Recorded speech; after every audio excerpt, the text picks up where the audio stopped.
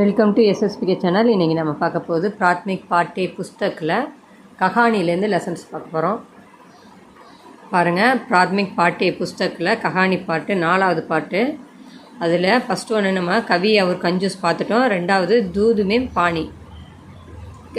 தூதுமேம் பானின்னா பாலில் தண்ணீர். இந்த லெசனோட மீனிங் பார்க்கலாம். நம்ம கஹானியோட சாராம்சம் பாருங்கள். கதையோட தலைப்பின்னது தூதுமேம் பானி அப்படின்னா பாலில் தண்ணி அப்படின்னு அர்த்தம்.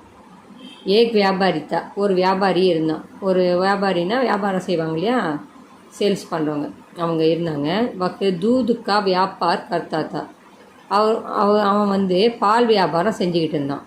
வக்கு தூதுமேம் ஆதா பானி மிலாக்கர் பேச்சித்தாத்தா, அவன் பாலில் பாதி தண்ணி கலந்து விற்றுட்டு இருந்தான்.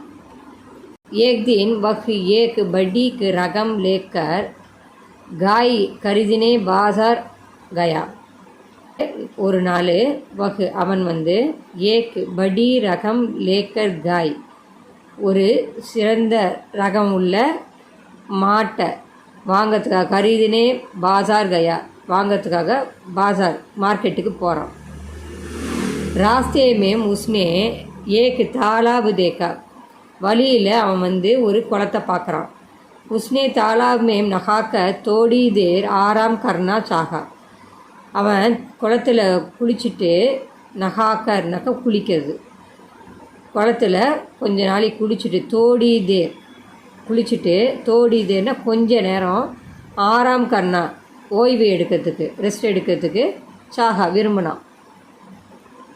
वह रुपये की तैली को नीचे रखकर तालाब में नहाने उतरा. அவன் பணப்பைய, ருப்பியேக்கு தைலின பணப்பை, மாடு வாங்கிறதுக்கு பணம் கொண்டு வந்திருப்பான் இல்லையா, அந்த பணப்பையை என்ன பண்ணான், நீச்சே ரக்குக்க கீழே வச்சுட்டு, ஒரு மரம் இருக்குது, அந்த மரத்துக்கு அடியில் வச்சுட்டு தாலாபுமே நகானே உத்துறா, குளத்தில் குளிக்கிறதுக்கு இறங்குறான். உத்துறானா இறங்குறான். தாலாவுக்கு கினாரே ஏக்கு பேடு தா, குளத்துக்கு குளக்கரையில் ஒரு மரம் இருக்குது. உஸ்பர் ஏக்கு பந்த ரகுதா தா, அது மேலே ஒரு குரங்கு வசிச்சுட்டு வருது, குரங்கு வாழ்ந்துட்டு வருது. வகு பந்த தைலிக்கோ கானேக்கு சிஜ் சமைச்சுக்கர் ஊப்பர் லே கயா, அந்த குரங்கு வகு பந்தர், அந்த குரங்கு தைலிக்கோ அந்த பையை கானேக்கு சிஜ் சாப்பிட்றதுக்கான பொருள்னு சமைச்சிக்க நினச்சி ஊப்பர் லேகையா மேலே எடுத்துகிட்டு போயிடுது. குரங்கு பணப்பையை சாப்பிட்றதுக்கான பொருள்னு நினச்சி மேலே எடுத்துகிட்டு போயிடுது. இசை தேக்கர் வியாபாரி டர் கயா, இதை பார்த்துட்டு வியாபாரி என்ன பண்ணுறான், பயந்து போயிடான். உஸ்னே பந்தர்கோ டராயா அவரு தம்காயா, அவன் இப்போ என்ன பண்ணுறான், உஸ்னே பந்தர்கோ அவன் குரங்க பயமுத்துறான், அதை ரொம்ப மிரட்டி பார்க்குறான். தம்காயா, அதை ரொம்ப மிரட்டி பார்க்குறான், பயமூர்த்தி பார்க்குறான். லேக்கின் பந்தர்னே இஸ்கி கொய் பர்வாக் நகிக்கி, ஆனால் குரங்கு இதற்கு எதுக்கும் மசியலை, பர்வாக் எந்த பாதிப்பும் அதுக்கிட்ட ஏற்படவே இல்லை, அதை பற்றி சட்டையே பண்ணலை. அது உஸ்னே ருப்பியைக்கு தைலிக்கோ கோலா, அது என்ன பண்ணுச்சு, பணப்பையை திறந்தது. கோலானா திறக்கிறது. ஏக் ருப்பியா பானி மேம் டாலா, ஒரு பணத்தை தண்ணியில் போட்டுச்சு. டாலானா போடுறது. ஃபிர் ஏக் ருப்பியா ஜமீன் பர் டாலா, இன்னொரு பணத்தை தரையில் போட்டுச்சு. ஜமீன்னா தரையில் போடுச்சு.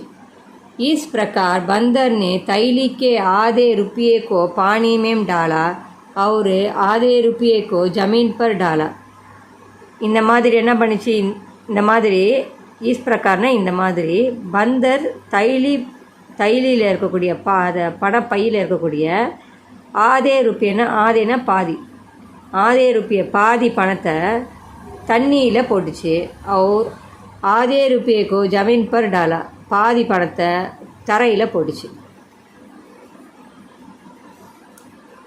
व्यापारी ने जमीन पर पड़े रुपये को ले लिया.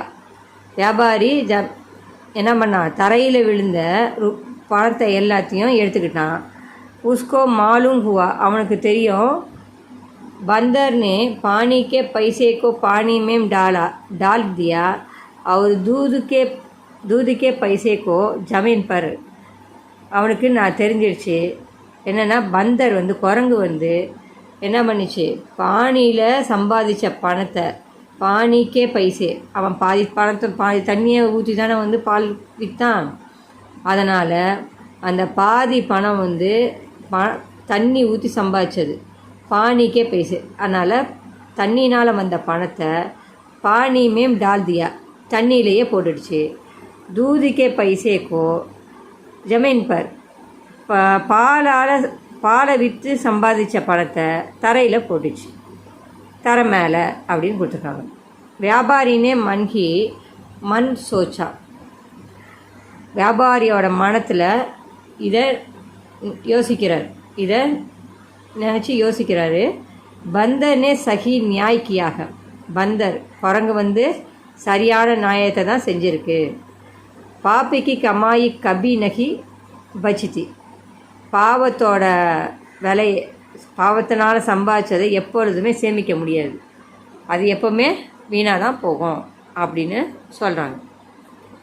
இந்த எஸ்ஏ, இந்த ஃபஸ்ட்டு 3 எஸ்ஏவை நீங்கள் நல்லா தரவாக படிங்க. உங்களுக்கு அப்போ தான் எக்ஸாமில் அட்டன் பண்ணும்போது ஈஸியாக இருக்கும். ஃபஸ்ட்டு 3 எஸ்ஏலேருந்து கண்டிப்பாக ஒரு எஸ்ஏ வந்துடும். அதனால் ஃபஸ்ட்டு 3 எஸ்ஏவை நல்லா தரவாக படிச்சுக்கோங்க.